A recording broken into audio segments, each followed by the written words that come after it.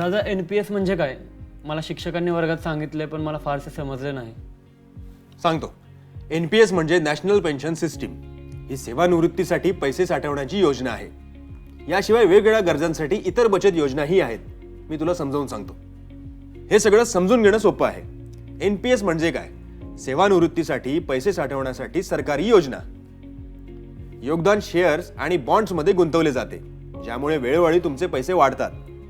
आता यामध्ये 2 प्रकारची खाती असतात. टियर 1 दीर्घकालीन बचतीसाठी कर सवलतीसह आणि टियर 2 अतिरिक्त बचतीसाठी ऐच्छिक खाते, ज्यावर कोणत्याही बंधनाचा अभाव नाही. NPS खाते कोण उघडू शकतो? NPS खाते 18 ते 65 वर्षे वयोगटातील कोणताही व्यक्ती NPS खाते उघडू शकतो. आपण पाहूयात इतर बचत योजना. इतर अनेक योजना उपलब्ध आहेत. PPF म्हणजे सार्वजनिक भविष्य निधी, सुरक्षित दीर्घकालीन बचतीसाठी योजना, करमुक्त परताव्यासह. SSY म्हणजे सुकन्या समृद्धी योजना, 10 वर्षाखालील मुलींसाठी शिक्षणासाठी उच्च व्याजदरासह बचत.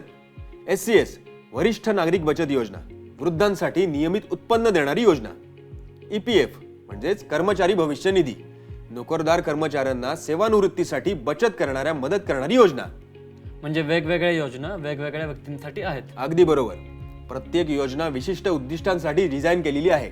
थँक्यू दादा. आता मला NPS आणि इतर बचत योजनांबद्दल समजलं. खूप छान ऋषी. वेळेआधी बचत करणे सुरू कर, जेणेकरून तुझे पैसे वाढतील.